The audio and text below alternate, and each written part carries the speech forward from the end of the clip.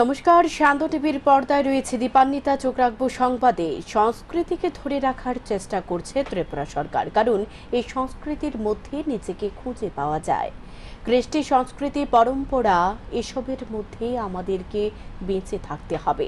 রবিবার বাংলা সংস্কৃতি বলয়ের উদ্যোগে আয়োজিত নববর্ষ উৎসব উদযাপন অনুষ্ঠানে এমনই অভিমত ব্যক্ত করলেন রাজ্যের মুখ্যমন্ত্রী অধ্যাপক ডক্টর মানিক সাহা।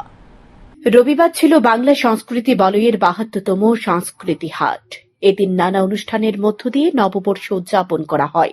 মুখ্যমন্ত্রী অধ্যাপক ডাক্তার মানিক সাহা এই অনুষ্ঠানের আনুষ্ঠানিক সূচনা করেন। কচি কাঁচা শিল্পী সহ বিভিন্ন বয়সের শিল্পীরা এদিন নৃত্য পরিবেশন করেন। বক্তব্য রাখতে গিয়ে মুখ্যমন্ত্রী অধ্যাপক ডাক্তার মানিক সাহা বলেন, সংস্কৃতিকে ধরে রাখার চেষ্টা করছে ত্রিপুরা সরকার, কারণ এই সংস্কৃতির মধ্যে নিজেকে খুঁজে পাওয়া যায়। কৃষ্টি, সংস্কৃতি, ঐতিহ্য, পরম্পরা, এসবের মধ্যে আমাদেরকে বেঁচে থাকতে হবে। যাত্রা, নাটক, কীর্তনের মতো ঐতিহ্যবাহী উৎসব ফিরিয়ে আনার চেষ্টা চলছে। মুখ্যমন্ত্রী আরো বলেন, পুরনো খেলাধুলাগুলিকেও বাঁচিয়ে রাখতে হবে, না হলে খেলাধুলার ঐতিহ্যটাও হারিয়ে যাবে। কাজেই এই সংস্কৃতিকে ধরে রাখা, আমাদের পরম্পরা, কৃষ্টি, সংস্কৃতি, সবকিছু আমাদের যে ঐতিহ্য, এই ধরনের সৃষ্টির মধ্যে আমাদের বেঁচে থাকতে হবে। এখন আমরা যে ধরনের মোবাইলের যুগ, টিভির দৌলতে আমরা অনেক কিছু আমাদের ভুলতে বসেছি। ওয়েস্টার্ন কালচারের দিকে আমাদের মনোযোগ অনেক সময় চলে যায়। আজকে এখানে পয়লা বৈশাখ আর একলা বৈশাখ এই নিয়ে পার্থক্য কিছুটা বোঝানোর চেষ্টা হয়েছে। বলা হয়েছে যে আমরা একলা নই, আমরা সবাই এক, আমরা সবাই মিলে উই আর অল ইউনাইটেড। এই পয়লা বৈশাখে যে প্রথম এই রবিবারে আপনারা যে এই উৎসব আপনারা এখানে পালন করেছেন, এটা আগামী দিন সমস্ত ত্রিপুরাতে, এখানে বলা হয়েছে যে শুধু ত্রিপুরাতে নয়, আগে তো বাংলাদেশ থেকেও, আমি যখন প্রথম দিন এখানে এসেছিলাম, পশ্চিমবাংলার থেকে অনেক শিল্পীরা এখানে এসছে। এবং আমি যা শুনলাম, এখানে বহু লোক বাইরের থেকে প্রতিনিয়ত প্রতি রবিবারে এখানে আসেন। শুনে খুব ভালো লাগলো যে আপনারা এটাকে প্রাণদান করেছেন, জীবিত রেখেছেন, ভাইব্রেন্ট রেখেছেন। Very important. আমি আপনাদের আজকের এই প্ল্যাটফর্ম থেকে আমি সমস্ত ত্রিপুরাবাসীকে বলবো, আমি আস্তে আস্তে ভাবছিলাম যে এই যে বাংলা সাংস্কৃতিক বলয় যে অনুষ্ঠান, সেটা কেন ন্যাশনাল লেভেলে আমরা তুলে ধরবো না। তাই আমি ভেবেছি এর একটা ভিডিও ফুটেজ নিয়ে আমি দিল্লিতে কোথাও পাঠাবো। এদিন এই অনুষ্ঠানে উপস্থিত ছিলেন বাংলা সাহিত্য বলয়ের সভাপতি সহ রাজধানীর বিভিন্ন প্রান্ত থেকে আসা অভিভাবকরা। উপস্থিত ছিলেন পশ্চিম ত্রিপুরা জেলার সহ সভাপতি বিশ্বজিৎ শীল। মহিলারা বিভিন্ন সামগ্রীর পসরা সাজিয়েও বসেন এখানে। শান্তন টিভি। নরসিংগড়ে আন্তর্জাতিক মানের ক্রিকেট স্টেডিয়ামে কাজ শেষ হলে এখানে আন্তর্জাতিক ক্রিকেট ম্যাচ অনুষ্ঠিত হবে আইপিএল এর ম্যাচও। রবিবার কৈলাসহর ক্রিকেট অ্যাসোসিয়েশনের বার্ষিক পুরস্কার বিতরণী অনুষ্ঠানে এমনই অভিমত ব্যক্ত করলেন রাজ্যের ক্রীড়া ও যুব বিষয়ক দপ্তরের মন্ত্রী টিঙ্কু রায়। রবিবার সন্ধ্যায় ঊনকোটি কলাক্ষেত্রে কৈলাসহর ক্রিকেট অ্যাসোসিয়েশনের বার্ষিক পুরস্কার বিতরণী অনুষ্ঠান সম্পন্ন হয়। প্রদীপ প্রজ্বলনের মধ্য দিয়ে এই অনুষ্ঠানের সূচনা করেন রাজ্য সরকারের ক্রীড়া ও যুব বিষয়ক দপ্তরের মন্ত্রী টিঙ্কু রায়। বক্তব্য রাখতে গিয়ে মন্ত্রী টিঙ্কু রায় বলেন, 2017-18 অর্থবর্ষে নরসিংগড়ে আন্তর্জাতিক মানের ক্রিকেট স্টেডিয়াম করার কাজ শুরু হয়েছিল। মাঝে কোভিড পরিস্থিতির কারণে কাজ বন্ধ ছিল। পুনরায় কাজ শুরু হয়েছে। চলতি বছরে এই স্টেডিয়াম নির্মাণের কাজ শেষ হওয়ার কথা। এই স্টেডিয়াম গড়ে উঠলে এখানে আন্তর্জাতিক মানের ক্রিকেট ম্যাচ অনুষ্ঠিত হবে আইপিএল ম্যাচও। মন্ত্রী টিঙ্কু রায় আরো বলেন, নারীদের খেলাধুলায় অংশগ্রহণ বাড়াতে রাজ্য সরকারের ট্যালেন্ট সার্চ কর্মসূচির আওতায় প্রতিভাবান খেলোয়াড়দের 5 লক্ষ টাকা পর্যন্ত আর্থিক সহায়তা প্রদান করা হচ্ছে। পাশাপাশি গত 2 বছরে রাজ্যের ক্রীড়া দপ্তরে আরো 100 জন কোচ নিয়োগ করা হয়েছে। আরো 300 জন পিআই নিয়োগের প্রক্রিয়া চলছে। এবং আমরা আশাবাদী আগামীতে এই ময়দান শেষ হলে পরে, স্টেডিয়াম শেষ হলে পরে ইন্টারন্যাশনাল কোনো গেম আমাদের এখানেও আমরা করতে পারবো, বা আমরাও আমাদের এখানে আইপিএল এর মতো টুর্নামেন্টের আমরা কোনো একটা টুর্নামেন্ট হবে, আমাদের এখানে যারা প্লেয়ার আছে তারা সেখানে বসে দেখতে পাবে। তো এইখানে ওনারা কাজ করছেন। আজ কৈলাস শহর যদি আমরা দেখি, কৈলাস শহরের বিদ্যানগর বাড়িটাকে উন্নয়ন করা বা এখানে একটা ইনডোরের ব্যবস্থা করে দেওয়া, যেখানে বর্ষার সময় আমাদের ছেলেমেয়েরা খেলতে পারবে, এগুলো করছে। এখানে শুধু নয়, সাবরুম সহ গোটা রাজ্যে ওনারা মহৎপুর বিভিন্ন জায়গা ওনারা মাঠ তৈরি করছেন। পাশাপাশি রাজ্যের মাননীয় মুখ্যমন্ত্রী কথা বলেছেন, মাননীয় তপনলোক মহোদয়। আপনারা অনেকেই জানেন হয়তো, মাননীয় তপনলোক মহোদয় চাকরি জীবনে তিনি অবসর নেওয়ার 10 বছর পরেও যেভাবে খেলাধুলার সঙ্গে তিনি নিজেকে জড়িয়ে রেখেছেন, এভাবে যেভাবে সময় দিচ্ছেন, আমি দেখে সত্যি অবাক হয় যে আজকেও এই বয়সে তিনি আগরতলা থেকে 10 বছর রিটায়ারমেন্টের পর 10 বছর পর এই বয়সে তিনি এই কৈলাস শহরে এই 100-150 কিলোমিটার একবার গাড়িতে এসেছেন, আবার যাবেন। ওনাকে দেখে আমরা প্রেরণা পাই শুধুমাত্র খেলার জন্য, এখানে কিন্তু কোনো কিছু পাওয়ার জন্য নয়। এরকমই আমাদের মাননীয় মুখ্যমন্ত্রী দেখবেন, যখনই কোথায় খেলাধুলার কোনো বিষয় আছে তিনি যাওয়ার চেষ্টা করেন, সেখানে খেলাধুলায় অংশগ্রহণ, সেই মাঠে থাকার চেষ্টা করেন। পাশাপাশি খেলার উন্নয়নের জন্য এখানে আপনারা বলেছেন একটা কথা, যে এখানে আমাদের বালিকাদের উপস্থিতি কম, খেলোয়াড়দের উপস্থিতি কম। মাননীয় প্রধানমন্ত্রী বলছেন যে আমরা মহিলাদেরকেও যেন অধিকার দিক, তারাও যেন এগিয়ে আসে। আমরা আমাদের ক্রীড়া দপ্তর থেকে এদিন এই অনুষ্ঠানে উপস্থিত ছিলেন ত্রিপুরা ক্রিকেট অ্যাসোসিয়েশনের সভাপতি তপন কুমার লোধ, কোষাধ্যক্ষ বাসুদেব চক্রবর্তী, কৈলাসহর ক্রিকেটার অ্যাসোসিয়েশনের সভাপতি শ্যামল দাস, কৈলাসহর পৌর পরিষদের চেয়ারপারসন চপলারানী দেবরায় সহ আরও অনেকে। ক্রিকেটের সাফল্যের কারণে এদিন বিভিন্ন বয়সের ক্রিকেটারদের হাতে ট্রফি তুলে দেওয়া হয়। শ্যামদুন টিভি। বিলোনিয়ায় বাংলাদেশ সীমান্তে নির্মীয়মান বিতর্কিত বাঁধ এবং ভারতীয় সীমান্তে বাঁধ তৈরিতে ঢিলেমির কারণে ক্ষোভ ছড়িয়ে পড়ল সাধারণ মানুষের মধ্যে। রবিবার ভারতীয় সীমান্ত এলাকা পরিদর্শনে যান রাজ্য সরকারের পূর্ত দপ্তরের সচিব কিরণ গিত্তে।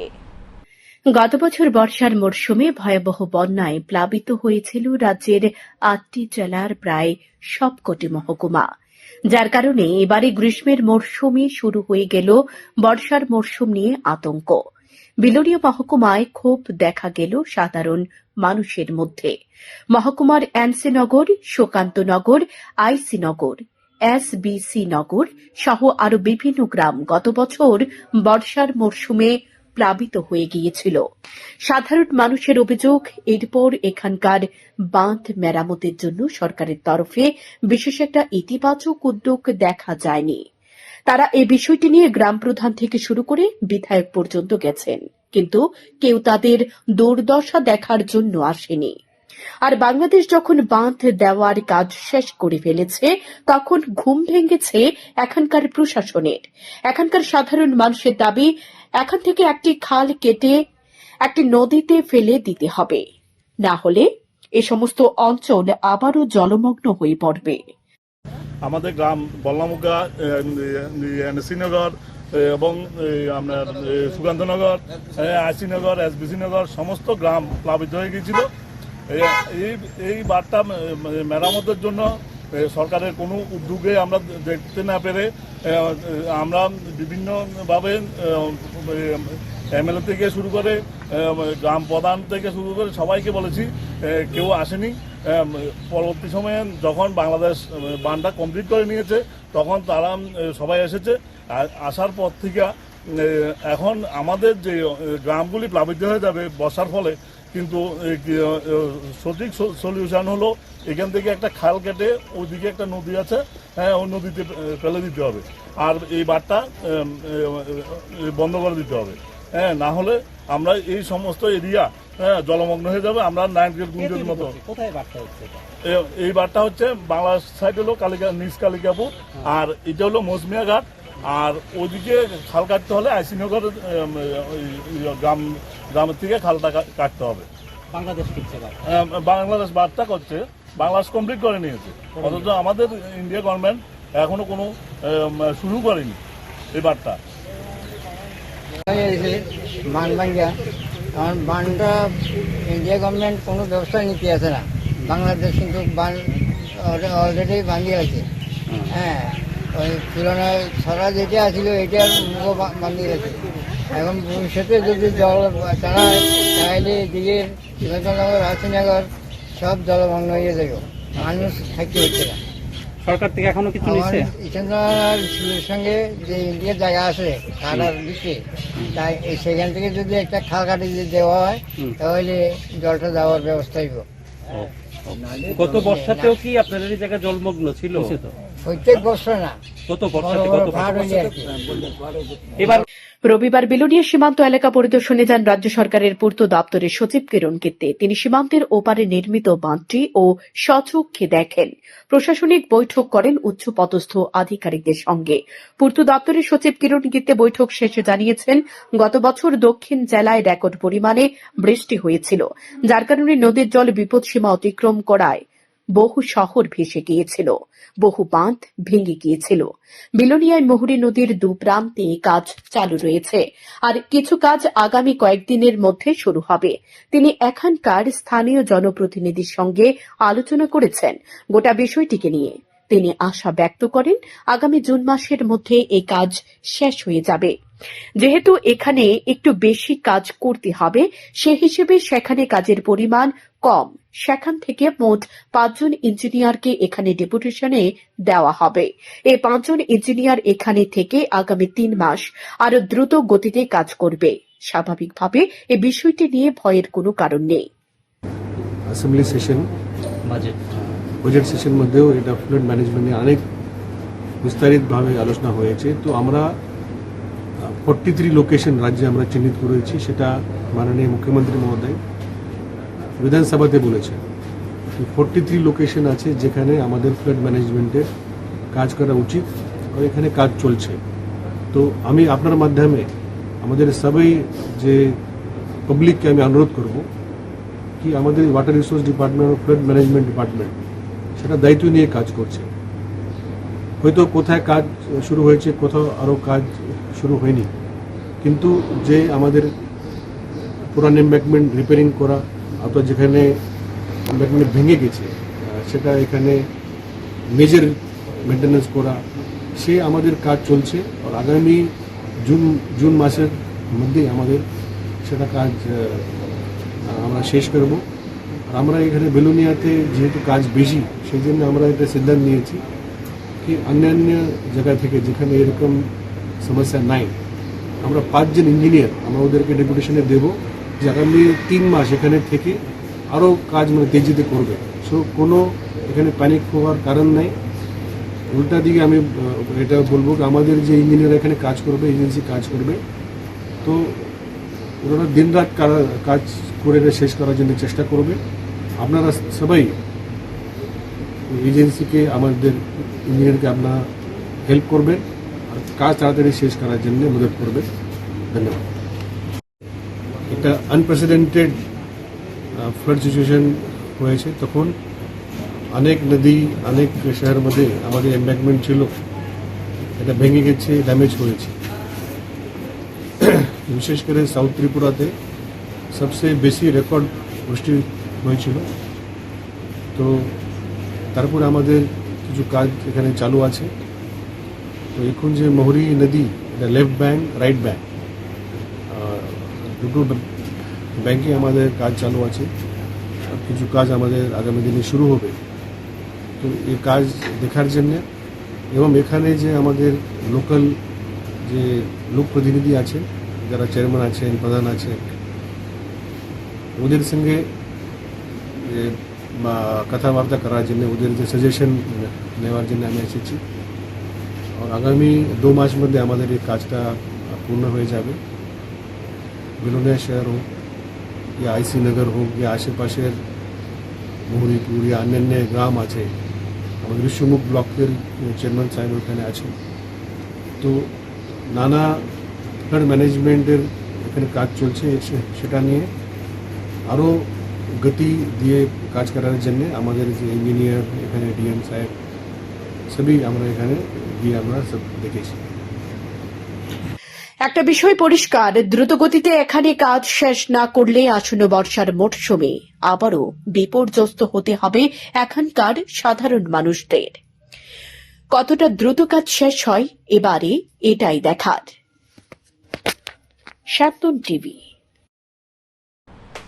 উদয়পুর ব্রহ্মবাড়ি এলাকা থেকে উদ্ধার এক শিশু কন্যা। জানা যায় এদিন ব্রহ্মবাড়ি এলাকায় স্থানীয় লোকজন এক শিশু কন্যাকে দেখতে পায়। শিশু কন্যার সাথে কেউই ছিল না, এতে স্থানীয়দের সন্দেহ হয়। সাথে সাথে স্থানীয়রা পুলিশকে খবর দেয়। ঘটনার খবর পেয়ে আরকেপুর থানার মহিলা থানার পুলিশ ও লিগ্যাল সার্ভিস অথরিটি সদস্যরা ঘটনাস্থলে ছুটে যায়। শিশুটি তার পরিচয় সঠিকভাবে বলতে পারেনি। লিগ্যাল সার্ভিস অথরিটি এক সদস্য জানান, ধারণা করা হচ্ছে শিশুকন্যাটিকে তার মা ব্রহ্মাবাড়িতে রেখে চলে গেছে। শিশুকন্যার পরিচয় জানা যায়নি। ধারণা করা হচ্ছে কোনো ইট ভাটা শ্রমিকের কন্যা এই শিশুটি। একটা বাচ্চা ঠিক তার মা বোধহয় মনে হয় ফেলে চলে যায়, যতটুকু ধারণা। তার জন্য সবাই তাকে দেখে বসিয়ে রাখে, অনেক খোঁজাখুঁজি করে, কিন্তু কোনো ওর মার কোনো হদিশ নেই। ঘন্টা দুয়েক হয়ে যায় কিন্তু ওর মার কোনো হদিশ নেই। তখন লোকজন দেখে তখন খবর পেলাম যে এইভাবে একটা বাচ্চা এখানে বসে আছে। তার জন্য সবাইকে খবর দিলাম, আইনগতভাবে ব্যবস্থা নিচ্ছি, দেখা যাক কি হয়। গাড়ি পার্কিং করাকে কেন্দ্র করে উদয়পুরের ব্রহ্মাবাড়িতে ঝামেলা। অটো চালক ও বাস গাড়ির চালকের মধ্যে এদিন মারপিটের ঘটনা ঘটে। সাধারণত উদয়পুরের ব্রহ্মাবাড়িতে দূরপাল্লার গাড়িগুলো কিছু সময়ের জন্য দাঁড় করানো হয়, কিন্তু সেখানে সেই নেই ট্রাফিক ব্যবস্থা। ফলে প্রায় সময় সেখানে যানজটের সৃষ্টি হয়। ঘটনার বিবরণে জানা যায়, এদিন ব্রহ্মাবাড়িতে এক অটো চালক রাস্তার পাশে অটো দাঁড় করিয়ে রাখে। সে সময় একটি দূরপাল্লার বাস গাড়ি শুকনাছড়ির উদ্দেশ্যে যাচ্ছিল। যাত্রীবাহী অটোটি পার্কিং করে রাখার ফলে বাস গাড়িটি যেতে পারছিল না। তখন বাস গাড়ি চালক অটোটিকে সামনের দিকে নিয়ে যাওয়ার জন্য বলে। এ নিয়ে অটো চালক ও বাস গাড়ি চালকের মধ্যে ঝামেলা শুরু হয়। একটা সময় বাস চালক ও অটো চালকের মধ্যে মারপিটের ঘটনা ঘটে। সেখানে উপস্থিত লোকজন শেষ পর্যন্ত পরিস্থিতি নিয়ন্ত্রণে আনেন। আর একটা লোক বাচ্চা একটা ভালো গেছে, মা আমি গাড়িটা রাখছেন সামনে গেছি করে আমার কইতেছে আমার আমি তো জায়গা পাই জায়গা আমার কে সে কে এই দাঁড়া এই দাঁড়া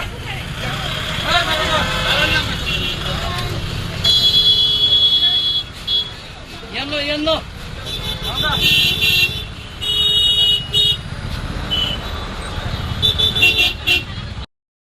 আরে এটা উল্টা, আমি কিছু একটু সাইড কর, গাড়ি জাম হয়ে গেছে। হ্যাঁ গাড়ি জাম কর, গাড়ি জাম হয়ে গেছে, একটু সাইড কর কইছে। আমারও কইছে উল্টা, এর তুমি কেডা কইছে, আমার উল্টা শু আমার কে সে কে এটা অটো মানে জাম হয়ে গেছে, আমি বাস ড্রাইভার। তুই বাস আমার গাড়ি অটো গাড়িটা সাইড করলে কইছিলা? হ্যাঁ হ্যাঁ, আমার উল্টা খাবার মারে, আর উল্টা খাবার মারে সবাই সামনে। কি নাম তোমার? তাহলে মক কোন জায়গা বাসা? শুকনাছড়ি। বাসের চালক তুমি? কোন বাসে? কত নম্বর? ইয়া 1480 বাস গাড়ি না, আগরতলা শুকনাছড়ি। রামনগর বিধানসভা কেন্দ্রের জয়পুর সংলগ্ন এলাকায় নেশার রমরমা চলছে। সেদিকে লক্ষ্য রেখে রামনগর কেন্দ্রের বিধায়ক তথা মেয়র দীপক মজুমদার খোদ মাঠে নামলেন। রবিবার জয়পুর স্কুল মাঠে এক নেশা বিরোধী সচেতনতামূলক সভার আয়োজন করা হয়। মেয়র তথা বিধায়ক দীপক মজুমদার ছাড়াও এই সভায় উপস্থিত ছিলেন 36 নং ওয়ার্ডের কর্পোরেটর নিতু গুহদে, কর্পোরেটর মনোজ কান্তি দেব রায় সহ অন্যান্যরা। মেয়র তথা রামনগর কেন্দ্রের বিধায়ক দীপক মজুমদার বক্তব্য রেখে বলেন, মুখ্যমন্ত্রী আহ্বানে নেশামুক্ত ত্রিপুরা গড়ার লক্ষ্যে নিরলস কাজ করে চলেছে রাজ্য সরকার। নেশা একটি সামাজিক ব্যাধি, তাকে সমাজ থেকে নির্মূল করতে প্রথমে পরিবারের সদস্যদের এগিয়ে আসতে হবে। পরিবারের পক্ষ থেকে এলাকায় ক্লাব তথা পুলিশের সাহায্য নিতে হবে। পাশাপাশি এলাকার ক্লাবগুলিকেও ভূমিকা গ্রহণ করতে হবে নেশার বিরুদ্ধে। সার্বিকভাবে সকলকে এগিয়ে আসতে হবে এই ব্যাধি থেকে রাজ্যকে মুক্ত করতে। এদিন সভায় উপস্থিত ক্লাব প্রতিনিধিরা নেশার সঙ্গে যুক্ত ব্যক্তিদের একটি তালিকা মেয়র ও পুলিশ প্রতিনিধিদের হাতে তুলে দেন। তাদের বিরুদ্ধে কঠোর ব্যবস্থা গ্রহণ করার জন্য দাবি জানান। 7 নম্বর বিধানসভা কেন্দ্রে আমি বিধায়ক হওয়ার আগেও নির্বাচনে যখন আমি প্রার্থী হিসেবে আপনাদের কাছে কাজ করার সুযোগ চেয়েছিলাম, আশীর্বাদ চেয়েছিলাম, দোয়া চেয়েছিলাম, তখন আমি বলেছিলাম যে যদি আমাদের কাজ করার সুযোগ দিন, কাজ করার সুযোগ পাই, রামনগর বিধানসভাটা একটা দৃষ্টান্তমূলক বিধানসভা করব। বিশেষ করে রামনগরে আমাদের বর্ডার বলযোগ্য এইসব এলাকায় যতটা না খারাপ তার থেকে বেশি প্রচার সারা রাজ্যবাসীর কাছে। বর্ডার মানে আতঙ্ক। এইসব এলাকায় নেশাগ্রস্ত লোকের বার বেশি, নেশা কারবারি, চোরা কারবারি, যেটা আমাদের ইন্সপেক্টর সাহেব বলার চেষ্টা করেছেন এবং মিনু বলার চেষ্টা করেছে যে কি কারণে এই এলাকার মানুষের। বাংলাদেশের প্রতিটি মুহূর্তে আক্রান্ত হচ্ছে সংখ্যালঘু অংশের সাধারণ মানুষ, যার প্রতিবাদ স্বরূপ রবিবার আগরতলা স্টেট মিউজিয়ামের সামনে প্রতিবাদে সামিল হয় একটি বেসরকারি সামাজিক সংস্থার প্রতিনিধিরা। এই সমস্ত হত্যালীলা বন্ধ করে শান্তির পরিবেশ ফিরিয়ে আনার দাবি জানায় তারা। বিষয়টি নিয়ে তারা ভারত সরকার এবং রাজ্য সরকারেরও দৃষ্টি আকর্ষণ করেন। গতকালকেও আমরা দেখতে পেয়েছি আমাদের পার্শ্ববর্তী রাষ্ট্র বাংলাদেশে একজন হিন্দু সনাতনী, আমাদের হিন্দু একজন নেতা, যিনি জেহাদিদের বিরুদ্ধে যুদ্ধ ঘোষণা করেছিলেন, কালকে উনার বাড়ির সামনে উনাকে হত্যা করা হয়েছে। কমলপুরের নজরুল ভবনে যোগা সেবা কেন্দ্রের উদ্যোগে রবিবার এক যোগাসন প্রতিযোগিতার অনুষ্ঠিত হয়। এই প্রতিযোগিতায় বিভিন্ন বয়সের ছেলে মেয়েরা অংশগ্রহণ করে। এই যোগাসন চ্যাম্পিয়নশিপে উপস্থিত ছিলেন যোগাসন অ্যাসোসিয়েশন অব ত্রিপুরার সাধারণ সম্পাদক পঙ্কজ মজুমদার, ধলাই যোগাসন অ্যাসোসিয়েশনের সাধারণ সম্পাদক বিকাশ দাস, যোগা সেবা কেন্দ্রের যোগ প্রশিক্ষক ও ধলাই যোগাসন অ্যাসোসিয়েশনের সহ সভাপতি মিষ্ঠু শুক্ল দাস, আইনজীবী শ্যামল কান্তি পাল, কমলপুর নগর পঞ্চায়েত চেয়ারম্যান প্রশান্ত সিনহা প্রমুখ। এই প্রতিযোগিতাকে কেন্দ্র করে কচি কাচাদের মধ্যে ব্যাপক উৎসাহ লক্ষ্য করা যায়। আজকে আমরা যোগাসন অ্যাসোসিয়েশন অফ ত্রিপুরার পক্ষ থেকে এবং ধলাই যোগাসন অ্যাসোসিয়েশনের পদাধিকারীগণ এখানে আমরা এসেছি। কমলপুরের মধ্যে আমাদের যে ধলাই ডিস্ট্রিক্টের যে মিষ্টি শুক্ল দাস রয়েছে, ওনার একটা সেন্টার রয়েছে যোগ সেবা কেন্দ্র। এই যোগ সেবা কেন্দ্রের উদ্যোগে আজকে অ্যানুয়াল একটা কম্পিটিশন উনি অর্গানাইজ করছেন, বাচ্চাদের মোটিভেশন এবং ইন্সপিরেশন আরও বিল্ড আপ করার জন্য এবং যোগার প্রতি এবং যোগাসনের প্রতি আরও তাদের মনোবল এবং আরও তাদের দৃঢ়প্রত্যয় বাড়ানোর জন্য।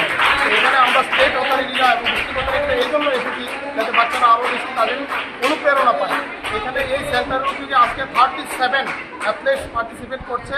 একটা কম্পিটিশন আমরা এখানে ব্যবস্থা করেছে উনি, এবং সব খেলোয়াড়দের জন্য উনি প্রাইজ গিভিংয়ের ব্যবস্থা রেখেছেন।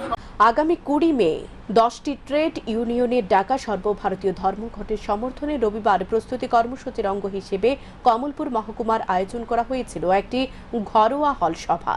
সিপিআইএমের ধলাই জেলা কমিটির সম্পাদক অঞ্জন দাস অভিযোগ করেছেন, এই হল সভায় যোগ দিতে আসার সময় উত্তম দেববর্মা, অনিল দাস, রমণী দাস সহ 7 জন শাসক দলের দুষ্কৃতিকারীদের আক্রমণের শিকার হন। এই হল সভায় যাতে উপস্থিত না হতে পারে এর জন্য বহু সমর্থকদের হুমকি দিয়ে তাড়িয়ে দেওয়া হয়েছে বলে অভিযোগ করেন তিনি। তার অভিযোগ, ভারতীয় জনতা পার্টি নেতৃত্বাধীন জোট সরকার দিনের পর দিন জনবিচ্ছিন্ন হচ্ছে, যার কারণে এই জনবিচ্ছিন্নতার ফলে তারা গণতন্ত্রকে জবাই করছে। পরবর্তী সময় কর্মসূচি স্থল থেকে পূর্ব আভানুকা কমিউনিস্ট ফল পর্যন্ত একটি বিক্ষোভ মিছিল সংগঠিত করে সিপিআইএমের কর্মী সমর্থকরা। মিছিলে পুলিশ বাধা দেয় বলেও অভিযোগ করে। আগামী 20 মে কেন্দ্রীয় ট্রেড ইউনিয়ন সমূহ, সর্বভারতীয় ফেডারেশন সমূহ এবং বিভিন্ন গণতান্ত্রিক সংগঠনের উদ্যোগে কেন্দ্রীয় সরকারের জনবিরোধী নীতির প্রতিবাদে সর্বভারতীয় বন্ধের আহ্বান, সর্বভারতীয় ধর্মঘটের আহ্বান করা হয়েছে আগামী 20 মে। এই 20 মে সর্বভারতীয় ধর্মঘটকে সামনে রেখে গোটা দেশ জুড়ে প্রস্তুতি চলছিল। আজকে 20 এপ্রিল আমাদের একটা ঘরোয়া হল সভা হচ্ছিল। এই ধর্মঘটের প্রস্তুতিতে গোটা দেশব্যাপী কর্মসূচির অঙ্গ হিসাবে কিভাবে আমরা আমাদের মহকুমায় এই কর্মসূচি রূপায়ণ করতে পারি তার জন্য একটি ঘরোয়া সভা। এই ঘরোয়া সভা আসার সময় আমাদের বামপন্থী নেতা, 70 বছরের উপরের প্রবীণ নেতা, প্রেসমেকার লাগানো রমণী দাস সহ 7 জনকে তারা বিজেপি দুর্বৃত্তরা আক্রমণ করে এবং এই হল সভায় যেন উপস্থিত হতে না পারে তার জন্য অনেককে হুমকি দিয়ে ভয় দেখিয়ে তাড়িয়ে দেওয়া হয়। বিজেপি জোট সরকারের আমলে গণতন্ত্র লুণ্ঠিত, পদদলিত, যতদিন যাচ্ছে বিজেপি জনবিচ্ছিন্ন হচ্ছে, আর এই জনবিচ্ছিন্নতা থেকেই তারা গণতন্ত্রকে জবাই করছে, রক্তাক্ত করছে। কোনো সভ্য নাগরিক, কোনো গণতন্ত্র প্রিয় প্রগতিশীল মানুষ, কোনো ধর্মনিরপেক্ষ মানুষ এ ধরনের বর্বর আক্রমণকে মেনে নেবে না।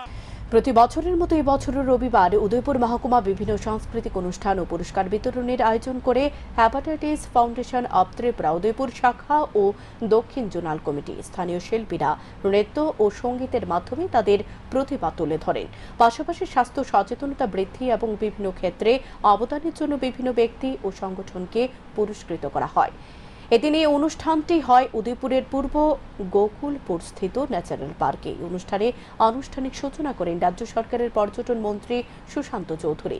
উপস্থিত ছিলেন বিধায়ক জিতেন্দ্র মজুমদার, গোমতী জেলার অতিরিক্ত জেলাশাসক Binoy Bhushan Das, hepatitis foundation of Tripura শাখার প্রতিষ্ঠাতা রাজ্যের বিশিষ্ট চিকিৎসক প্রদীপ ভৌমিক সহ আরো অনেকেই। কৃতি সন্তান এবং ত্রিপুরা রাজ্যের স্বাস্থ্য পরিষেবায় অন্যতম একজন নাম ডক্টর প্রদীপ ভৌমিক, এবং পাশাপাশি হ্যাপাটাইটিস ফাউন্ডেশনের উনি ডাইরেক্টর। বিভিন্ন কর্মসূচিতে আমি যাই, কিন্তু যখনই কোনো কর্মসূচিতে যাই হ্যাপাটাইটিস ফাউন্ডেশনের কর্মকাণ্ড নিয়ে বিশেষ করে আলোচনা আমরা করি। তার কর্মসূচি কি, কিভাবে তারা হেপাটাইটিস মুক্ত ত্রিপুরা তৈরি করার জন্য বিভিন্ন পদক্ষেপ গ্রহণ করেছে, আরো কি কি করণীয়, আগামী দিনে কি করা উচিত, সে বিষয় নিয়ে আমরা আলোচনা করি।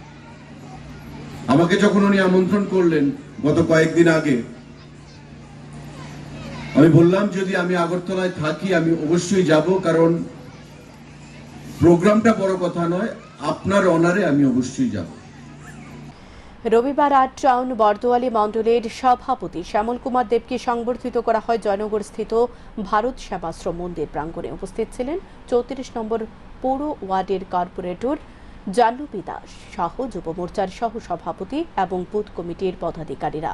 মণ্ডল সভাপতি শ্যামল কুমার দেব জানিয়েছেন, সাংগঠনিকভাবে তিনি সভাপতি নির্বাচিত হওয়ার পর থেকে প্রতি মাসে প্রথম এবং তৃতীয় রবিবার তিনি ঘরোয়া বৈঠকের আয়োজন করেছেন। এর মধ্যে কেন্দ্রীয় সরকার এবং রাজ্য সরকারের বিভিন্ন সুযোগ সুবিধাগুলো সাধারণ মানুষের কাছে পৌঁছে দেওয়া সহ সাধারণ মানুষের সুখ দুঃখ জানার চেষ্টা করছেন। বিরোধীদের চক্রান্ত সামনে থেকে মোকাবেলা করে সাধারণ মানুষকে রক্ষা করার লক্ষ্য নিয়ে কাজ চালিয়ে যাচ্ছেন বলে তিনি অভিমত ব্যক্ত করেন। আমাদের সকলের প্রিয় বিধায়ক তথা রাজ্যের জনপ্রিয় মুখ্যমন্ত্রী আদরণীয় প্রফেসর ডক্টর মানিক সাহাজির প্রতিও কৃতজ্ঞতা প্রকাশ করছি। আমরা সকলেই জানি যে আমাদের এই নির্বাচন, সাংগঠনিক নির্বাচনের পর যেই ডিসিপ্লিন ওয়াইজ আমরা শুরু করেছি ৮ বর্দোয়ালি বিধানসভা কেন্দ্রে মণ্ডলে, যে মাসের প্রথম রবিবার এবং মাসের তৃতীয় রবিবার দুটো আমাদের বুথ মিটিং হবে। একটা হচ্ছে আমাদের শুধু বুথ কমিটি নিয়ে মাসের প্রথম রবিবারে, আর তৃতীয় রবিবারে আমরা চায় পে চর্চা বুথ কমিটি সহ এবং আমাদের সমস্ত সমর্থক অভিভাবক সহকারে আমরা ডেভেলপমেন্ট আলোচনা করব। আজকেও সেই তৃতীয় রবিবার, সেই জায়গাতে এই আমাদের রুটিন মাফিক যেই চায় পে চর্চার আলোচনা থাকে। এখনকার মতো সংবাদ এ পর্যন্তই। চোখ রাখুন স্যান্দন টিভির পর্দায়। শুভরাত্রি।